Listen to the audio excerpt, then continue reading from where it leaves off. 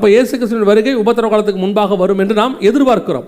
அப்படி இருக்கும் பொழுது நாம் எதிர்பார்த்திருக்கிற வருகைக்கான அடையாளங்கள் அதுதான் இப்போ நம்ம முக்கியம். நம்முடைய வருகைக்கும் உலகத்தின் முடிவுக்கும் அடையாளம் என்ன? முடிவு உடனே வராது அப்படிங்கிறத வச்சுக்கிட்டு ஓஹோ இவர் என்ன சொன்னாலும் பிரச்சனை இல்லை, அதெல்லாம் முடிவு வராதுன்னு இயேசு சொல்லிட்டாருன்னா அவர் சொல்கிறது உலகத்தின் முடிவு. நாம் அதுக்கு காத்திருக்கவே இல்லை.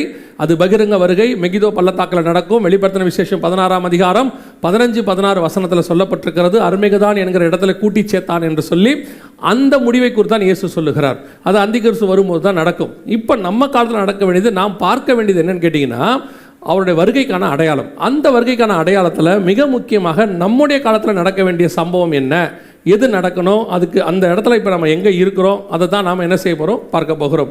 குறிப்பாக இந்த வருகை குறித்து பார்க்கும் பொழுது இயேசு கிறிஸ்து 4வது வசனத்திலிருந்து 8வது வசனம் வரைக்கும் 7 அடையாளங்களை சொல்லுகிறார். ஒன்றன் பின் ஒன்றாக சொல்லிக்கொண்டே வருகிறார். இந்த 7 அடையாளங்களுக்கான காரியங்கள் எங்கே இருக்குதுன்னு பார்த்தீங்கன்னு சொன்னால் வெளிப்படுத்தின விசேஷம் 6ஆம் அதிகாரத்தில் இருக்கிறது. சகரியாவின் புஸ்தகம் 1ஆம் அதிகாரத்திலும் 6வது அதிகாரத்திலும் சேர்த்து சொல்லப்பட்டிருக்கிறது. சகரியாவின் புஸ்தகம் 1ஆம் அதிகாரம், 6ஆம் அதிகாரம், வெளிப்படுத்தின விசேஷம் 6ஆம் அதிகாரம். இந்த 3 அதிகாரத்தை நீங்கள் எடுத்து வச்சுக்கொண்டீங்கன்னா இப்போ நம்ம காலகட்டத்துக்குரியதான காரியங்கள் எல்லாம் அங்கே வரிசையாக இருக்கு. இப்போ நம்ம முதலாவது பார்க்க போகிற விஷயம் என்ன அப்படின்னு கேட்டிங்கன்னா சகரியாவின் புஸ்தகம் 1ஆம் அதிகாரம் 7வது வசனத்தை வாசிங்க. தரியு அரசாண்ட 2ஆம் வருஷம் சேபாத் மாதமாகிய 11ஆம் மாதம் 24ஆம் தேதியிலே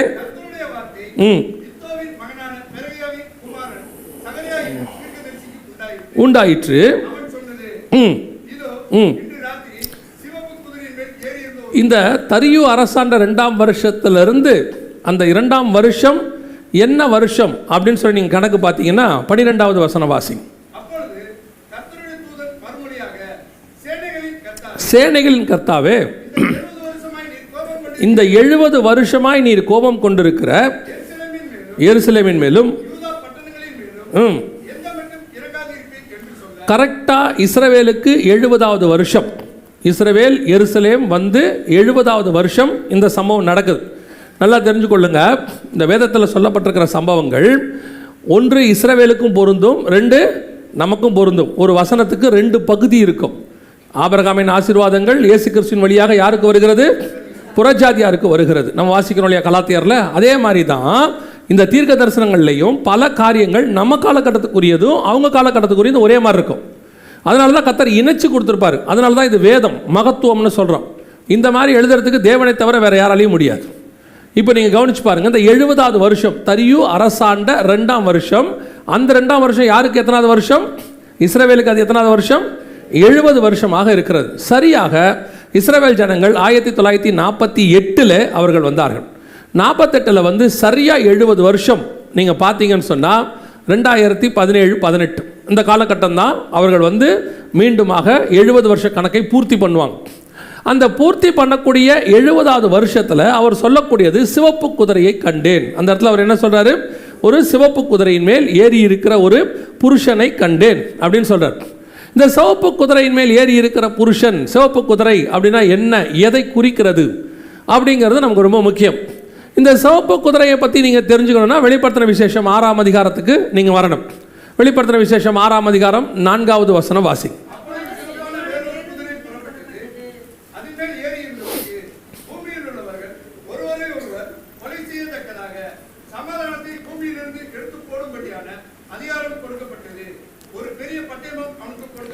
அப்போ சிவப்பு குதிரைக்கான அடையாளம் என்ன அப்படின்னு கேட்டிங்கன்னா அது கொள்ளை நோயை குறிக்கிறது. மிகப்பெரியதான கொள்ளை நோய் பூமி முழுக்க வரணும். இப்போ நல்லா கவனிங்க, வெளிப்படுத்த சகரியாவின் புஸ்தகம் 6ஆம் அதிகாரம் 7வது வசனத்தை வாசி.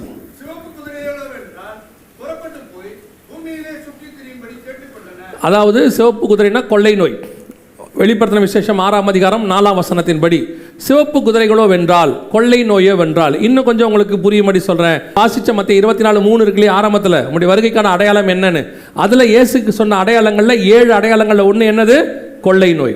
அவர் மிக முக்கியமாக சொன்ன முதல் ஃபர்ஸ்ட் ஸ்டேஜ் ஆஃப் சயின்ஸ்ன்னு சொல்லுவாங்க, அடையாளங்கள் சொல்லுவாங்க. அதில் அவர் சொன்னது கொள்ளை நோய். இப்போ வசனம் சொல்லுது சிவப்பு குதிரைகளோ வென்றால். சிவப்பு குதிரைனா வெளிப்படுத்தல் 6:4 படி கொள்ளை நோய். கொள்ளை நோய்களோ வென்றால், அந்த வசனத்தின்படி 7வது வசனம், கொள்ளை நோய்களோ வென்றால் புறப்பட்டு போய் பூமியிலே சுற்றி திரியும்படி கேட்டுக்கொண்டது. கொள்ளை நோய் என்ன கேட்குது? சுற்றி திரியும்படி கேட்டுக்கொண்டது. அதற்கு அவர் போய் பூமியில் சுற்றி திரியுங்கள் என்றார். அப்படியே சுற்றி திரிந்தன. கொள்ளை நோயை பற்றி சொல்லுது, சுற்றி திரியும்படி கேட்டுக்கொண்டன அப்படின்னு இருக்கு. இந்த கொள்ளை நோய் எப்போ வரும் அப்படின்னு கேட்டிங்கன்னா 70வது வருஷம் தரியு அரசாண்ட 2ஆம் வருஷத்தில், அதாவது அவங்களுடையதான 70வது வருஷம் அப்படின்னு சொல்லப்படுது. நல்லா அந்த காரியங்களை கவனித்து பாருங்கள். 2019 கொரோனா நமக்கு வந்துச்சு. நம்ம எல்லாருக்கும் தெரியும், டிசம்பர் மாதம் ஆரம்பிச்சு உலகம் முழுக்க அந்த கொரோனாவானது வேர்ல்டு ஃபுல்லாக போச்சு, பூமி முழுக்க போச்சு. ஏறக்குறைய 185 நாடுகளுக்கு மேலே போச்சு. கரெக்டாக இது யாருடைய 70வது வருஷம்னு பார்த்தீங்கன்னா, இஸ்ரவேலுடைய 70 வருஷம் முடிஞ்சு 71வது வருஷத்தில் இது தொடங்குச்சு. 1948 70 வருஷம் கணக்கு பண்ணிங்கன்னா 2017, 18, 2019 இது தொடங்குச்சு. கரெக்டாக இது எப்போ ஆரம்பிச்சிச்சு? தரியு அரசாண்ட 2ஆம் வருஷம். கரெக்டாக கணக்கு பண்ணிங்கன்னா ட்ரம்ப் அரசாண்ட 2வது வருஷம். மிக துல்லியமாக இந்த தீர்க்க தரிசன வசனம் அப்படியே நிறைவேறுச்சு. இன்னும் இதுக்கு பின்னாடி நிறைய விஷயம் இருக்குது. ஆனால் இந்த அளவில் நான் மட்டும் இதை சொல்லிட்டு போகிறேன். இந்த கொள்ளை நோயானது, சிவப்பு குதிரையானது பூமியில் சுற்றி திரியும்படி கேட்டுக்கொண்டன. இதுதான் நாம் கரெக்டாக 70 வருஷம் கழிச்சு நம்ம ஏன் சிவப்பு குதிரையில் ஆரம்பிக்கிறோன்னா, அந்த சகரியாவின் புஸ்தகம் சிவப்பு குதிரையில் தான் ஆரம்பிக்குது. இது முடிஞ்சு 71வது வருஷத்தில் இது ஆரம்பிக்கணும். மிகச்சரியாக இந்த கொள்ளை நோய் பூமி முழுக்க சுற்றி திரிஞ்சது. ஆண்டவர் சொன்னபடி சுற்றி திரிஞ்சுக்கிட்டே இருக்குது, இன்னும் இருக்குது. அடுத்தடுத்த வேரியேட்டர் வந்துகிட்டே இருக்குது. அடுத்தடுத்த கொள்ளை நோய்கள் போயிட்டே இருக்குது. இப்போது நீங்கள் கேட்டு பாருங்கள், எந்த ஒரு பொருளாதார நிபுணர், எக்கனாமிஸ்டாக இருக்கட்டும், அல்லது மருத்துவர்களாக இருக்கட்டும், அல்லது கிளைமேட் ஆராதகர்கள் இருக்கட்டும், அத்தனை பேரையும் கேட்டு பாருங்கள். கொரோனாவுக்கு முன்னாடி, கொரோனாவுக்கு பின்னாடிம்பாங்க. கொரோனாவுக்கு அப்புறம் வேர்ல்டு என்ன ஆயிடுச்சு? வேறு கோணத்துக்கு போயிடுச்சு. பொருளாதாரமாக இருக்கட்டும், எதுவானா இருக்கட்டும். கரெக்டாக இஸ்ரவேலுடைய 70வது வருஷம் நம்ம கொரோனான்னு சொல்கிறோம். ஆனால் சொல்ல வேண்டியது என்னென்னா, கரெக்டாக இஸ்ரவேலுடைய 70 வருஷம் கழித்து பூமி வந்து வேறொரு இடத்துக்கு போயிருச்சு. வேறு விதமான வேறு இடத்துக்கு போயிருக்கு. இப்போ நம்ம அந்த காலகட்டத்தினுடைய மிக முக்கியமான இடத்துல நம்ம நின்றுக்கிட்டு இருக்கிறோம். அதில் சிவப்பு குதிரையை நம்ம சந்திச்சிருக்கிறோம். அது நம்ம கண்ணுக்கு முன்னாடி மிகப்பெரியதான பூமியில் உள்ளவர்கள், அந்த 6ஆம் அதிகாரம் 4ஆம் வசனம் வெளிப்படுத்தின விசேஷம் சொல்லுது, பூமியில் உள்ளவர்கள் ஒருவர் கொலை செய்யத்தக்கதாக. அப்போது கொரோனா வந்தோடைய விதத்தை நீங்கள் பார்த்தீங்கன்னா, நீங்கள் மறந்துருக்க மாட்டீங்க, குவாரண்டைனுங்கிற மறந்துருக்க மாட்டீங்க, அல்லது வந்துட்டு தனித்திரு விழித்திரு விலகிரு மறந்துருக்க மாட்டீங்க. இதெல்லாம் ஏன் சொன்னாங்கன்னு கேட்டிங்கன்னா, இந்த கொரோனாவானது ஒருத்தர் மூலமாக இன்னொருத்தருக்கு பரவுச்சு. ஒருவர் கொலை செய்யத்தக்கதாக. இது மிகச்சரியாக பூமி முழுக்க வந்துச்சு. ஒருவர் கொலை செய்யத்தக்கதாக வந்துச்சு. அதுலேயும் பர்டிகுலராக ஒரு வார்த்தை, ரொம்ப பர்டிகுலராக சொல்லப்படுற ஒரு வார்த்தை என்ன அப்படின்னு சொல்லி நல்லா கவனித்து பார்த்தீங்கன்னா, அது மரணத்தை கொண்டு வந்துச்சு அப்படின்னு இருக்குது. பூமியில் உள்ளவர்கள் ஒருவர் கொலை செய்யத்தக்கதாக. இந்த கொள்ளை நோய் மட்டும்தான் உலகம் முழுக்க இந்த குறிப்பிட்ட காலகட்டம் 70 வருஷம் கழித்து வேர்ல்டு வைடு அத்தனை பேருக்கும் மரணத்தை, எந்தெந்த நாட்டுக்கெல்லாம் போச்சோ எல்லா நாட்டுக்கும் மரணத்தை கொண்டு வந்துச்சு. ஆண்டவர் சொன்னபடி அப்படியே துல்லியமான தீர்க்க தரிசனம் நிறைவேறுச்சு. இதை தியானிக்கும் பொழுது கர்த்தர் எங்களுக்கு சொன்ன காட்டின ஒரு ஆச்சரியமான விஷயம் என்ன அப்படின்னு கேட்டிங்கன்னா, நமக்கு வேதாகமத்தில் மிக முக்கியமான வாதைகளை எல்லாம் பார்க்கும்போது ஒரு 3.5 வருஷம் வந்துக்கிட்டே இருக்கும். பனியும் மழையும் பெய்யாதபடிக்கு 3.5 வருஷம், 3.5 நாள், அப்புறம் அந்த வாரம் பாதி சென்ற பின்பு ஒரு காலமும் காலங்களும் அரை காலமும், ஸ்ரீயானவள் வனாந்தரத்துக்கு போகும்படி 1260 நாள். இது எல்லாமே 3.5 இயர்ஸை குறிக்கும். அத்தனையுமே எதை குறிக்கும்? 3.5 வருஷ கணக்கை குறிக்கும். நீங்கள் அறிந்திருக்கிறபடி உங்களுக்கு தெரிஞ்சிருக்கும்னு நினைக்கிறேன், கொரோனாவுடையதான எமர்ஜென்சி டைம் அப்படின்னு சொல்லுவாங்க. கொரோனாவுடைய எமர்ஜென்சி டைம் கவனித்து பார்த்தீங்கன்னா சரியாக 3.5 வருஷம் இருக்கும். இது கொரோனா வந்ததுக்கான WHO உடைய ரிப்போர்ட். எப்போ ஆரம்பித்து எப்போ முடிஞ்சிச்சு அப்படின்னு சொல்லி பார்த்தீங்கன்னா, 2019 டிசம்பரில் ஆரம்பித்து 2023 மே மாதம் முடிவுக்கு வந்தது. சரியாக 3 வருஷம் 6 மாதம், 3.5 வருஷம் எமர்ஜென்சி பீரியடாக அனௌன்ஸ் பண்ணப்பட்டு, அதற்கு பிறகு தான் மாஸ்க் வேணாம், அப்புறம் இந்த சர்டிஃபிகேட் என்ன சொல்லுவாங்க, வேக்சின் சர்டிஃபிகேட் வேண்டாம் எல்லாம் சொல்லி நார்மலாக நாம் இருக்கலாங்கிற அனௌன்ஸ்மெண்ட் WHO கொடுத்தது சரியாக 3 வருஷம் கழித்து அவர்கள் கொடுத்துருக்கிறார்கள். வேதத்தில் சொன்னபடியே மிக துல்லியமாக ஒரு வாதை நம் காலத்தில் நம் கண்களுக்கு முன்பாக எழுத்துக்கு எழுத்து தீர்க்க தரிசனம் நிறைவேறியது. இது ஆண்டவர் நமக்கு கொடுத்திருக்கிற அடையாளம். என்ன அடையாளம்? நம் காலத்தில் நடக்கும் என்பதற்கான அடையாளம். இத்தனை துல்லியமாக இன்னும் நீங்கள் அப்படியே நீங்கள் சகரியாவையும் வெளிப்படுத்தலையும் தியானிக்க நீங்கள் போய் பார்த்தீங்கன்னா, மாத கணக்கிலிருந்து நாள் கணக்கு வரைக்கும் ஆண்டு கொடுத்து வச்சிருக்கிறார். ஒவ்வொன்றத்தையும் தெளிவாக கொடுத்துருக்கிறார். இது நமக்கு என்ன சொல்லுதுன்னா, நாம் மிக முக்கியமான ஒரு வாதையை கடந்திருக்கிறோம். இன்னும் சொல்ல போனால் நம் காலத்தில் ஒரு மிகப்பெரிய தீர்க்க தரிசனம் துல்லியமாய் நிறைவேறி இருக்கிறது. ஆண்டவர் சொன்னபடி நிறைவேறி இருக்கிறது. இப்போ நாம் இந்த தீர்க்க தரிசனம் நிறைவேறினதை எந்த அளவுக்கு புரிஞ்சுக்கிட்டோம்? நான் எப்பவும் சொல்கிறேன், இவ்வளோ தெளிவாக இந்த வசனத்தை இப்போ பகுத்து படிக்கிறோம்ல, இந்த அளவுக்கு கொரோனா வர்றதுக்கு முன்னாடி எங்களுக்கு தெரியாது. ஆனால் ஆண்டவர் ஒன்று மட்டும் சொன்னார், கொள்ளை நோய் வரப்போகுதுன்னு சொல்கிறாங்க. பைபிளில் சொல்லியிருக்கு, இயேசு கிறிஸ்துவினுடைய வருகையில் அடையாளம் என்னென்னா கொள்ளை நோயின்னு. அப்போ WHO ஒரு ரிப்போர்ட் கொடுக்குது, ஒரு கொள்ளை நோய் வரும்னு சொல்லி. இதான் அவங்க கொடுத்த ரிப்போர்ட்டு. இந்த ரிப்போர்ட்டின் படி ஒரு மிகப்பெரிய கொள்ளை நோய் வரணும். இங்கே பாருங்க, வரலாற்றில் இதுவரை கண்டிராத மிகப்பெரிய அளவில் உயிரிழப்பை ஏற்படுத்தக்கூடிய நோய் ஒன்று பரவ உள்ளதாக உலக சுகாதார நிறுவனம் எச்சரிக்கை விடுத்துள்ளது. ஜெனீவாவை தலைமையிடமாக கொண்டு இயங்கும் உலக சுகாதார நிறுவனமானது மூத்த ஆராய்ச்சியாளர்களுடன் அவசர ஆலோசனை நடத்தியது. அதில் ஒட்டுமொத்த உலக மக்களின் சுகாதாரத்துக்கு அவசர நிலை ஏற்படும் அளவு புதிய நோய் பரவ இருப்பதாகவும், இதுவரை கண்டிராத அளவுக்கு உயிர் சேதங்களை அந்த நோய் ஏற்படுத்தும் என்றும் எச்சரிக்கை விடுக்கப்பட்டது. இது தொடர்பான ஆராய்ச்சியில் ஈடுபடுமாறு ஆராய்ச்சியாளர்களுக்கு வலியுறுத்தப்பட்டது. இந்த நோய்க்கு டிசீஸ் எக்ஸ் என்று பெயரிடப்பட்டுள்ளது. இது 2018 வந்ததான ஒரு வீடியோ. WHO உடைய ரிப்போர்ட்டை அடிப்படையாக கொண்டு உலகம் முழுக்க இருக்கிற எல்லா நாடுகளுக்கும் அவர்கள் சொல்லி அந்தந்த நாடுகள் தங்கள் மக்களுக்கு ஒரு எச்சரிப்பை காஷனை கொடுத்தாங்க. இப்போ நம்ம நாட்டிலையும் அது எல்லா மாநிலங்களுக்கும் அந்தந்த மொழியில் கொடுக்கப்பட்டு டிவியில் இப்படிப்பட்ட காரியங்கள் வந்துச்சு. இப்போ இதை வரபோது ஆண்டவர் எங்களுக்கு ஒரு காரியம் உணர்த்தினார், ஒரு கொள்ளை நோய் வரபோது. இது வேதத்தில் அப்போ எங்களுக்கு இந்த சகரியா புஸ்தகத்துக்கும் வெளிப்படுத்தின விசேஷத்துக்கும் உள்ள எந்த தொடர்பும் தெரியாது. ஒரு காரியத்தை மட்டும் ஆவியானவர் உணர்த்தினார். மத்திய 24 இயேசு கிறிஸ்துவின் வருகைக்கான அடையாளம் கொள்ளை நோயின்னு இருக்கு. இப்போ இவங்க ஒரு கொள்ளை நோய் சொல்கிறாங்க. இதுதான் அந்த கொள்ளை நோய் அப்படின்னு சொல்லி இயேசு மென்ஷன் பண்ண மிக முக்கியமான ஒரு கொள்ளை நோயின்னு சொல்லி. அப்போ எங்களுக்கு இதை பற்றி எதுவும் தெரியாது. ஆனால் ஒன்று மட்டும் விசுவாசம், பைபிள் சொல்லியிருக்கு, ஆண்டவர் சொல்லியிருக்காரு, கொள்ளை நோயின்னு சொல்லி எடுக்கிறோம். அப்போ நிறைய பேர் கேட்ட கேள்வி என்னென்னா, இதுக்கு முன்னாடி எத்தனையோ வாட்டி கொள்ளை நோய் வந்திருக்குது, அந்த கொள்ளை நோயெல்லாம் சொல்லாமல் இதுதான் எப்படி சொல்கிறீங்க அப்படின்னு சொல்லும் போது, வெளிப்படுத்தின விசேஷம் 3 அதிகாரங்களை முடித்து 7ஆம் அதிகாரத்தில் சபை பரலோகத்தில் இருக்குது. அதுக்கு முன்னாடி இது நடக்கணும்னு இருக்குது. அப்போ அது கடைசி காலத்தில் நடக்க வேண்டிய சம்பவம். ஏன்னா 3ஆம் அதிகாரம் 20ஆம் வசனத்தில் சபையை பார்த்து கதவை தட்டுறாரு. 7ஆம் அதிகாரம் 9ஆம் வசனத்தில் சபை பரலோகத்தில் இருக்குது. அந்த சபை காலத்தினுடைய முடிவுக்கும் சபை பரலோகத்துக்கு போகிறதுக்கும் முன்னாடி நடக்கணும், நடுவில் நடக்கணும் இந்த சம்பவம். அதை மட்டும் ஆண்டவர் உணர்த்துறார். அப்போது இதை யார் சொன்னாலும் அதெல்லாம் கிடையாது, 6ஆம் அதிகாரம் இப்போ நடக்காது, அந்த முத்திரையெல்லாம் உடைக்க மாட்டாங்க, இப்படி நிறைய காரியம் சொல்லிக்கிட்டே இருக்கிறாங்க. அப்போது ஒரு வசனத்தை ஆண்டவர் எங்களுக்கு உணர்த்தினார் வாசிக்கும் போது. ஓசியாவின் புஸ்தகம் 3ஆம் அதிகாரம் 5வது வசனம் வாசி. ஓசியாவின் புஸ்தகம் 3ஆம் அதிகாரம் 5வது வசனம். பின்பு இஸ்ரவேல் புத்திரர் திரும்பி தங்கள் தேவனாகிய கர்த்தரையும் தங்கள் ராஜாவாகிய தாவீதையும் தேடி கடைசி நாட்களில் கடைசி நாட்களில் அஞ்சிக்கையாய் வருவார்கள். இந்த கடைசி நாட்களில் வருவாங்கன்ற வசனத்தை கர்த்தர் உணர்த்திட்டு சொன்னார். இஸ்ரவேல் ஜனங்கள் எப்போ திரும்பி வர்றாங்களோ அதற்கு பிறகு இது நடக்கணும்னு சொன்னார். ஏன்னா அப்போதான் அது கடைசி காலம்.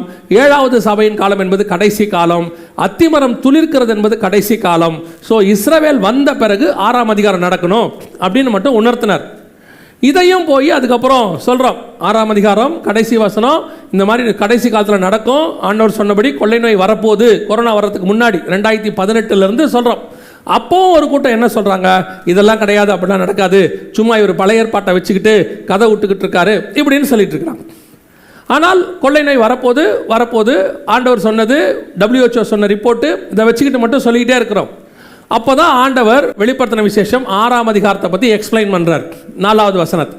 அதை எடுத்து 4ஆம் அதிகாரத்தை, அந்த 4வது வசனத்தை எக்ஸ்பிளைன் பண்ணி இந்த மாதிரி ஒரு பட்டயம் அப்படின்னா கொள்ளை நோய் இதெல்லாம் சொல்லும் போது திருப்பி என்ன சொல்கிறாங்க, அதெல்லாம் 6ஆம் அதிகாரம் இப்போ நடக்காதுங்க, அதெல்லாம் நடக்கிறதுக்கு எவ்வளோ நாள் ஆகும், அதெல்லாம் வருகைக்கு பின்னாடி தான் வரும், அப்படி ஒரு கூட்டம், ஒரு நிர்விசானம். அப்புறம் ஆண்டவர் சகரியாவின் புஸ்தகத்தை எக்ஸ்பிளைன் பண்ண ஆரம்பித்தார். எக்ஸ்பிளைன் பண்ணி இந்த 70 வருஷ கணக்கையும் அதோடு கூட நடக்கக்கூடிய சம்பவங்கள், எருசலேம் சம்பவங்கள், இது மட்டும் இல்லை, திருப்பியும் சொல்கிறேன், இதோட இன்னும் ஒட்டி நிறையா இருக்குது. இது எல்லாத்தையும் மொத்தமாக கம்பேர் பண்ணி இயேசு சொல்லும்போது மிக தெளிவாக இந்த கொள்ளை நோய் 6ஆம் அதிகாரம் 4ஆம் வசனம் என்பது வெளிப்படுத்தின விசேஷம் சிவப்பு குதிரை, சகரியாவின் புஸ்தகம் 1ஆம் அதிகாரம் 7ஆம் வசனம் 8ஆம் வசனமும், சகரியாவின் புஸ்தகம் 6ஆம் அதிகாரம் 7ஆம் வசனமும் மிக துல்லியமாய் நம் காலத்தில் கடந்து போன கொள்ளை நோய் என்பதற்கான ஆதாரம் இருந்துச்சு. இப்போ உங்களுக்கு எதுக்கு சொல்கிறேன்னா, இது இப்போ நம்ம கடந்து வந்திருக்கிறோம். ஒருவேளை நாங்கள் அப்போ 2018 சொல்லும்பொழுது அது விசுவாசத்தின் அடிப்படை. ஏன்னா ஆண்டவர் வசனத்தில் சொன்னார், நாங்கள் அதை கொண்டு போய் பேசணும். ஆனால் இப்போ அதுக்கான வசனத்திலிருந்தே எல்லா ப்ரூஃபும் இருக்குது. நம் மிக முக்கியமாக ஒரு காரியத்தை நாம் கடந்து போயிருக்கிறோம், கொள்ளை நோயை கடந்து போயிருக்கிறோம். ஏறக்குறைய 2 கோடி பேர் உலகளாவிய இறந்து போனதாக, மரணமடைந்ததாக WHO சொல்லுது. உலக சுகாதார மையம் ஏறக்குறைய 2 கோடி பேர். ஆனால் நம்முடைய பேப்பரில், இந்தியாவில் வந்த பேப்பரில் என்ன சொல்லியிருக்கிறாங்கன்னா, எக்ஸ்பெக்ட் பண்ணதை விட அல்லது சொன்ன கணக்கை விட 8 மடங்கு அதிகமாக செத்துருக்கிறாங்க அப்படின்னு ரிப்போர்ட் சொல்கிறாங்க. என்ன சொன்னாங்களோ செத்துட்டாங்கன்னு சொல்லி அதை விட 8 மடங்கு அதிகமாக செத்துருக்கிறாங்கன்றாங்க. அது எப்படியோ யார் எப்படியோ, ஆனால் ஒரு மிகப்பெரியதான உயிர் சேதம் அல்லது மிகப்பெரியதான ஒரு வாதை நம் கண்களுக்கு முன்பாக நடந்துச்சு. நாம் கிராஸ் பண்ணி வந்தோம். சரியாக 3.5 வருஷம் கிராஸ் பண்ணோம். ஸோ இந்த காரியம் நம் கண்களுக்கு முன்பாக துல்லியமாக நடைபெற்றது. இதே காலகட்டத்தில் இன்னொன்று நடக்கும் என்று ஆண்டவர் சொல்றார். அதுவும் நடந்துச்சு, நாம் அதையுமே கவனிக்கல. வாசிங்க சகரியாவின் புஸ்தகம் 6ஆம் அதிகாரம், சகரியாவின் புஸ்தகம் 6ஆம் அதிகாரம் 6வது வசனத்தை வாசிங்க.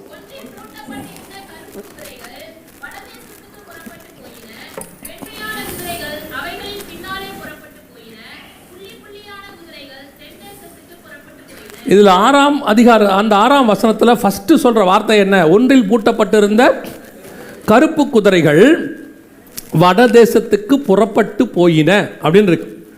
இப்போ அதுக்கு அப்புறம்தான் வசனம் சொல்லுது, 7ஆம் அதிகாரத்தில் சிவப்பு குதிரைகள் சுற்றி திரியும்படி கேட்டுக்கொண்டன. சரியாக 2019 லாஸ்ட்டில் கொரோனா ஆரம்பித்த பிறகு கருப்பு குதிரை வடதேசத்துக்கு போகணும். கருப்பு குதிரைன்னா என்ன? அதை முதல்ல நம்ம வாசிக்கணும். வெளிப்படுத்தின விசேஷம் 6ஆம் அதிகாரம் 5-6 வசனங்கள் வாசிங்க. நல்லா கவனிங்க. இந்த கருப்பு குதிரை எதை குறிக்குது அப்படின்னா, உணவு பஞ்சத்தை குறிக்குது. கருப்பு குதிரை எதை குறிக்குது? உணவு பஞ்சத்தை குறிக்குது. ஆனால் அந்த உணவு பஞ்சம் என்னங்கிறது 2வது பார்ப்போம். அந்த கருப்பு குதிரை எந்த பக்கம் போச்சு? வடதேசத்துக்கு புறப்பட்டு போயின.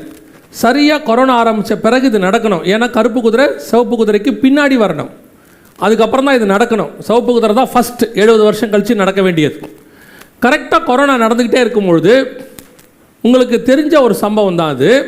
ஆனால் அதை நீங்கள் சாதாரணமாக வேர்ல்ட்லேயே எடுத்திருப்பீங்க. என்னன்னு கேட்டால், ரஷ்யா உக்ரைன் வார் தொடங்குச்சு, ஞாபகம் இருக்குதா? இன்னும் போயிட்டுருக்கு, ஸ்டில் நவ் போயிட்டே இருக்குது.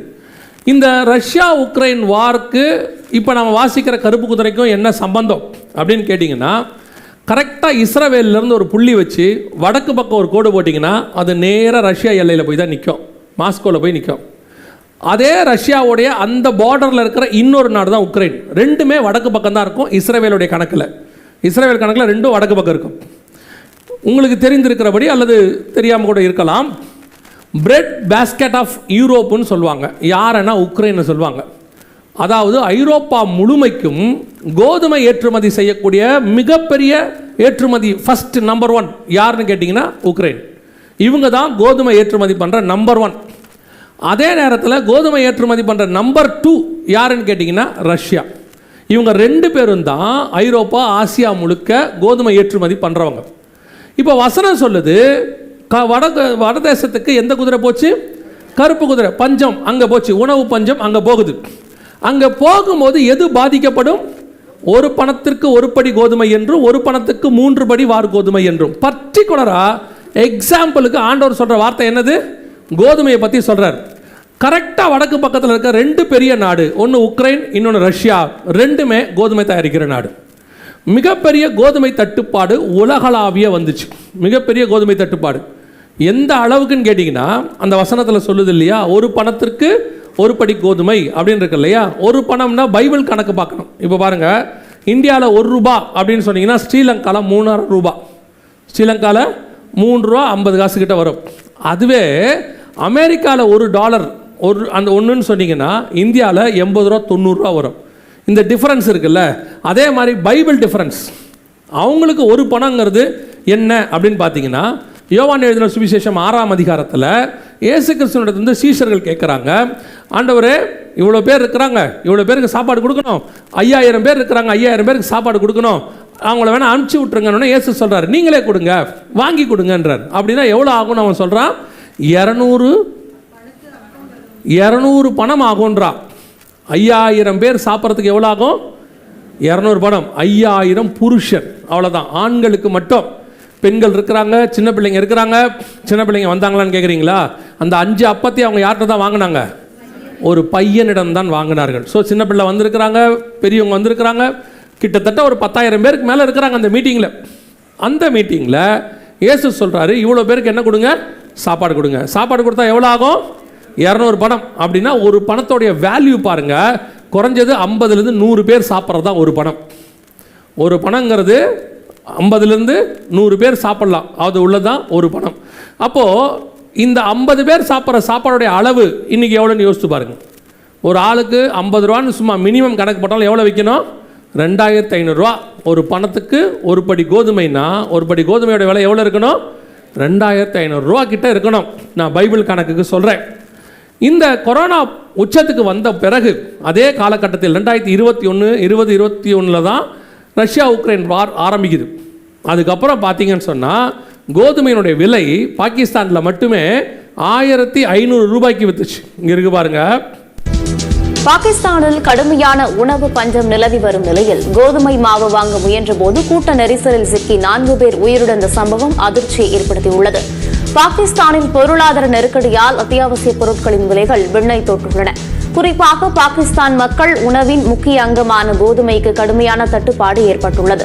1 கிலோ கோதுமை மாவு 1500 ரூபாய் வரை விற்கப்படுகிறது. பல்வேறு இடங்களில் கோதுமை மாவு வாங்க மக்கள் கூட்டம் அலைமோதுகிறது.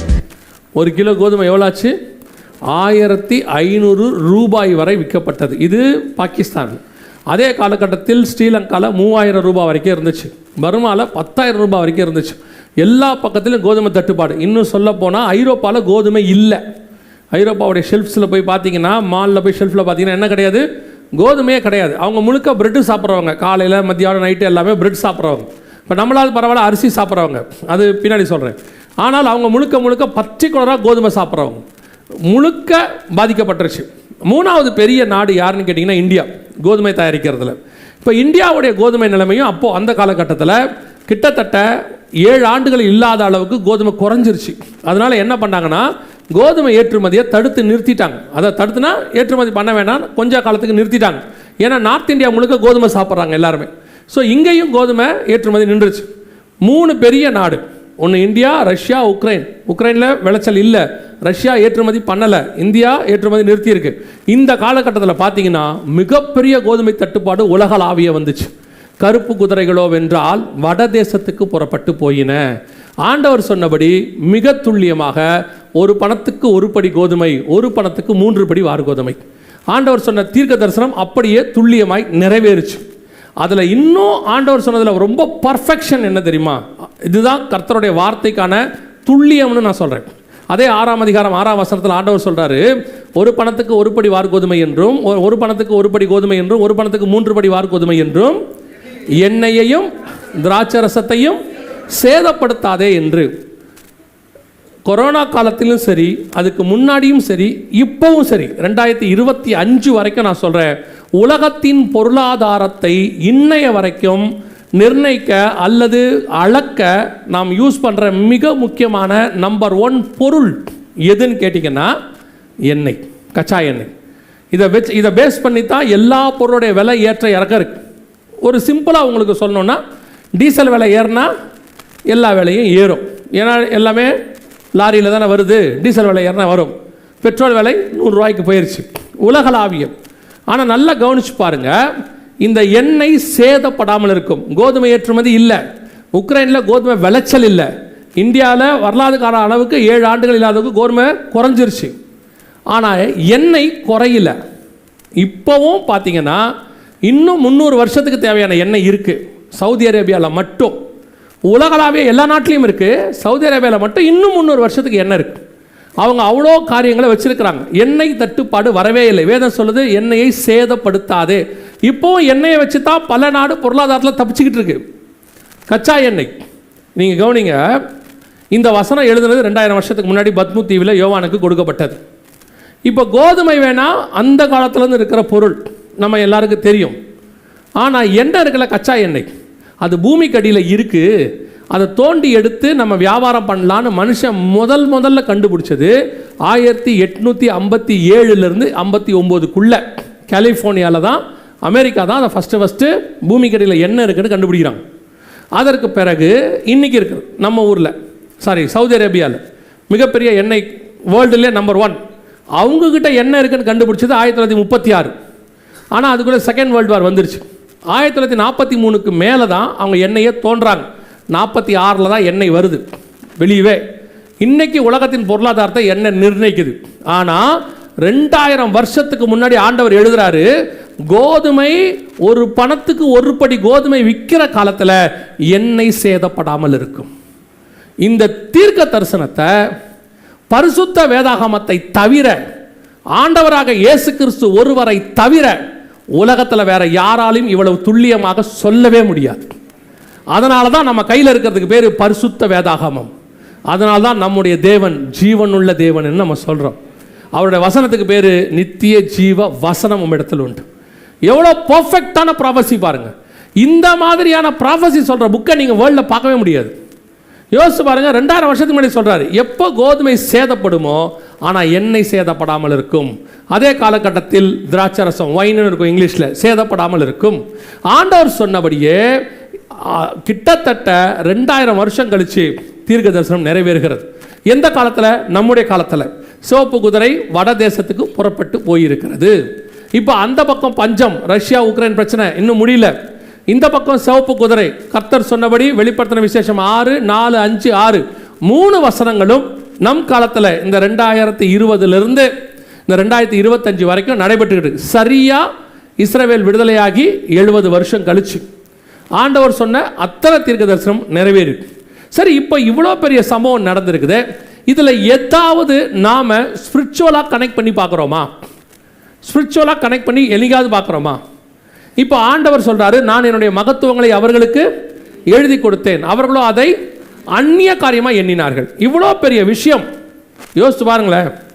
அடுத்து என்ன நடக்கும்னு உலகம் தெரியாது இருக்கும்போது இவ்வளோ துல்லியமாக நமக்கு புரியும்படி சீஷர்கள் போய் கேட்குறாங்க மத்திய 13, நீர் ஏன் அவர்களோடு கூட ஓமைகளாய் பேசுகிறீர்? ஆண்டவர் சொல்கிறாரு, அந்த காரியங்களை அறிந்து கொள்ளும்படி உங்களுக்கு அருளப்பட்டது, பரலோக ராஜ்யத்தின் ரகசியங்களை அறியும்படி உங்களுக்கு அருளப்பட்டது, அவர்களுக்கோ அருளப்படவில்லை. 10-11 வசனத்தில் இருக்கு. அப்போ யோசிச்சு பாருங்க, இதை சொல்லிட்டு இந்த ஓமையை கொடுத்துட்டு அதை எக்ஸ்பிளைன் கொண்டு கொடுக்குற பரிசுத்த ஆவியானவர் நமக்குள்ள இருக்கிறாரு, எக்ஸ்பிளைனும் பண்ணி கொடுக்குறாரு. ஆனால் கேட்காதது யாருடைய தப்பு? அதனால தான் ஆண்டவர் சொல்றாரு, என் ஜனங்கள் அறிவின்மையால் சங்காரம் ஆகிறார்கள்.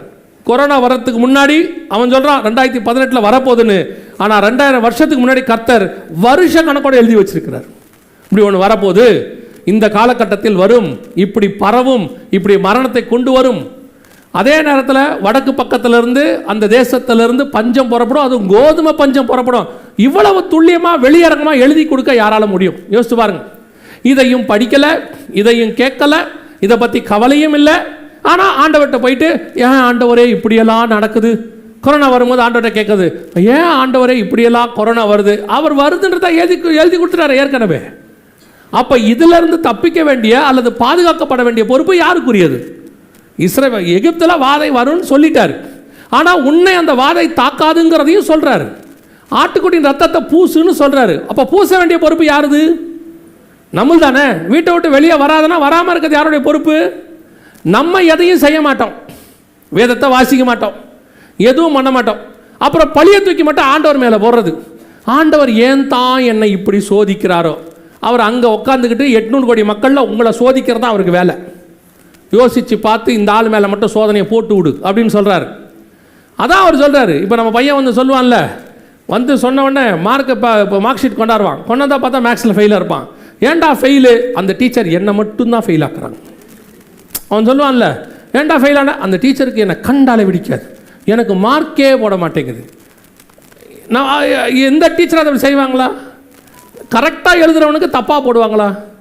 எழுதுனது தப்பு, பழியை தூக்கி டீச்சர் மேலே போடுற மாதிரி பழிய தூக்கி ஆண்டவர் மேலே போடுறது. ஆண்டவர் ஏன் தான் என்னை இப்படியெல்லாம் செய்கிறாரோ? இப்பவும் சொல்கிறேன், சோதிக்கப்படுகிற எவனும் கர்த்தரால் சோதிக்கப்படுகிறேன் என்று சொல்லாதிருப்பானாக. அவன் தன் தன் சுய இச்சையினாலே தான் இழுக்கப்பட்டு சிக்குண்டு சோதிக்கப்படுகிறான். ஆண்டவருக்கு எதுக்கு பொறுப்பு இல்லை. நம்மளா போய் ஒரு இடத்துல உட்காந்துக்கிட்டு குத்துதே குடையுதுன்னா அவர் என்ன பண்ணுறது? நம்ம போய் எங்கேயாவது தெரியாமல் நின்றோம், அது எறும்பு பூத்தா இருக்கும். சி எறும்பு கடிக்குதுங்கிறான், நீ ஏன்டா அது வீட்டுக்கு போன? அதுவே ஓரமாக புத்து கட்டி வச்சிருக்கு. தேடி பிடிச்சி அது மேலே போய் நின்றுவிட்டு அப்புறம் எறும்பு கடிக்குதுன்னா என்ன செய்யும்?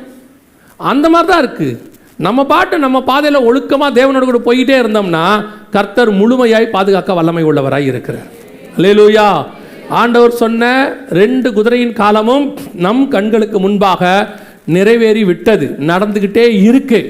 இப்போ அடுத்து மிக முக்கியமான காரியம் வரப்போகுது. இதுதான் உங்களுக்கு கொடுக்கப்படுகிற எச்சரிப்பு. இந்த 2ஐயும் எதுக்கு உங்களுக்கு இவ்வளோ எக்ஸ்பிளைன் பண்ணோன்னா, ஆண்டவர் சொன்னபடி இத்தனை துல்லியமாய் காரியங்கள் நடக்குமானால் இனி சொல்ல போகிற காரியமும் என்ன செய்யும்?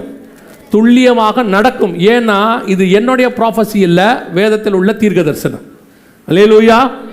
முதல் வசனம் வாசிங்க. சகரியாவின் புஸ்தகம் 1ஆம் அதிகாரம் 8ஆம் வசனம் வாசி.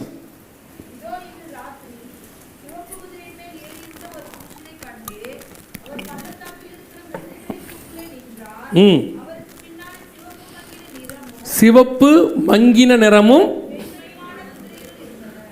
சிவப்பும் மங்கின நிறம் உள்ளது. சிவப்பு போயிருச்சு, அடுத்து என்ன வரணும்? பின்னாடி மங்கினது வரணும்.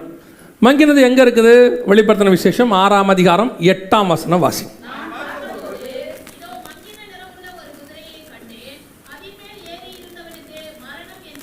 நல்லா கவனிங்க, அண்டர்லைன் பண்ணிக்கோங்க.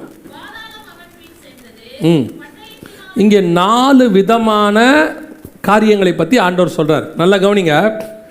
அடுத்த 5 வருஷத்துக்குள்ள 2030க்குள்ள, திருப்பியும் சொல்கிறேன், நான் ப்ராஃபஸி சொல்லலை, நடக்கிற சம்பவங்களுடைய கணக்குகளை வைத்து நான் சொல்கிறேன். இப்போ நடந்த 3.5 வருஷம் இது நடந்துச்சு இல்லையா? கொரோனா 2019 லாஸ்ட்லேருந்து 2023 மே மாதம் வரைக்கும் நடந்துச்சு. இப்போ 2023 அக்டோபர்லேருந்து இந்த காரியங்கள்லாம் நடந்துக்கிட்டே இருக்குது.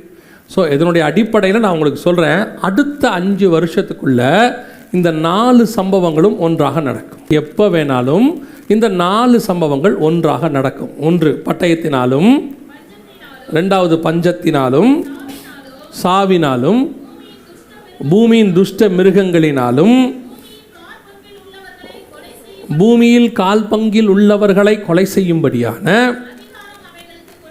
இது வெளிப்படுத்தல் 6:8 இருக்கக்கூடியதான ஒரு சம்பவம். இந்த சம்பவத்தில் அடுத்து மங்கின நிறம் உள்ள குதிரை ஒன்று வரணும். ஏற்கனவே சிவப்பு குதிரை கொள்ளை நோய் போயிருக்கு. அதுக்கு அடுத்து கருப்பு குதிரை பஞ்சம். இப்போ மத்திய 24 நீங்கள் வாசிக்கும் போது உங்களுடைய வருகைக்கும் உலகத்தின் முடிவுக்கும் அடையாளம் என்னன்னு கேட்டபோது அதில் ஆண்டவர் சொன்னது பஞ்சங்களும் கொள்ளை நோய்களும். இது 2 நம்ம கண்ணுக்கு முன்னாடி போயிருக்கு. இன்னும் அதில் கொஞ்சம் மிச்ச மீதி இருக்குது. என்ன இருக்குன்னு கேட்டிங்கன்னா, யுத்தங்களின் செய்திகளையும், ஜனத்துக்கு விரோதமாய், ராஜ்யத்துக்கு விரோதமாய், அடுத்து பூமி எதிர்ச்சி, இதெல்லாம் அதில் இருக்குது, மிச்சம் இருக்குது. இந்த 2 முக்கியமான காரியம் தான் நடந்திருக்குது, சிவப்பும் கருப்பும். இன்னும் மங்கின நிறமுள்ள குதிரையில் அடுத்த 4 இருக்குது. ஜனத்துக்கு விரோதமாய் ஜனம், ராஜ்யத்துக்கு விரோதமாய் ராஜ்யம், பஞ்சங்கள், அடுத்து பட்டயம், கொள்ளை நோய், இதெல்லாம் இருக்குது. இந்த 4ம் அடுத்து நடக்கக்கூடியதான அடுத்த 5 வருஷத்துக்குள்ளாக, நான் சொல்கிறது மேக்சிமம் இயர்ஸ். திருப்பியும் சொல்கிறேன், ப்ராப்பர்சி இல்லை, எந்த கணிப்பும் இல்லை. உட்காந்துக்கிட்டு யோசிக்காதீங்க, பிரதர் 5 வருஷம்ன்றார்னா ஏதாவது ஒரு கால்குலேஷன் இருக்குமோ, ஆண்டவர் 5 வருஷம் கழித்து தான் வருவாரோ. நான் 5 வருஷம்னு சொல்கிறது ஒரு அப்ராக்சிமேட் கணக்கே ஒழிய வருகைக்கான கணக்கு இல்லை. இந்த சம்பவங்களுக்கான கணக்கு. வருகை எப்போ வேணாலும் வரும். வருகை என்ன செய்யும்? எப்போ வேணாலும் வரும். அவர் வரப்போகிற நாள் சமீபம், ரொம்ப சமீபம். அதுவும் இந்த குதிரை காரியங்கள்லாம் நடக்க ஆரம்பித்த பிறகு வெரி சூன். அப்படி இருக்கும்போது அடுத்து நம்ம எக்ஸ்பெக்ட் பண்ணக்கூடிய மிக முக்கியமான 4 சம்பவங்கள். ஒன்று பட்டயத்தினாலும். இந்த பட்டயம் என்பது எதை குறிக்கிறது அப்படின்னு கேட்டிங்கன்னா, குதிரையின் மேல் ஏறி இருந்து ஒருத்தன் தூதன் பட்டயம் பிடிச்சிருந்தா தான் அதுக்கு பேர் கொள்ளை நோய். நார்மலாக பட்டயம் என்பது எதை குறிக்கிறது? யுத்தத்தை குறிக்கிறது. இயேசு சொல்கிறார்ல மத்திய 24 யுத்தங்களையும் யுத்தங்களின் செய்திகளையும் கேள்விப்படுவீர்கள் அப்படின்னு சொன்னார்ல, அந்த யுத்தம் தான். எசேக்கியேல் 38ஆம் அதிகாரம் 8வது வசனம் ஒருத்தர் வாசிங்க.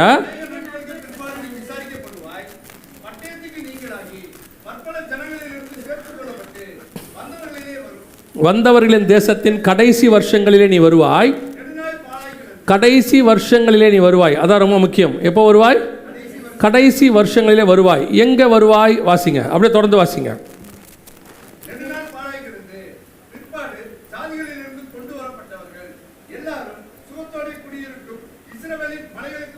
இஸ்ரவேலின் மலைகளுக்கு விரோதமாய் வருவாய். அப்ப இந்த பட்டயம் யுத்தம் ஒன்று வரும், கடைசி காலத்தில் வரும். 16வது வசனம் வாசி.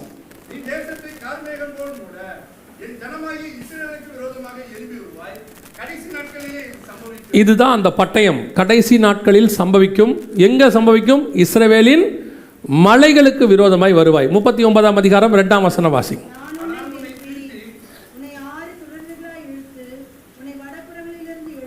எங்கிருந்து? வடபுறங்களிலிருந்து எழும்பவும் இஸ்ரவேலின். அப்போ வசனம் ஒரு தடவைக்கு 2 தடவை இருக்கு. இஸ்ரவேல் மலைக்கு விரோதமாக சண்டை ஆரம்பிக்கும்.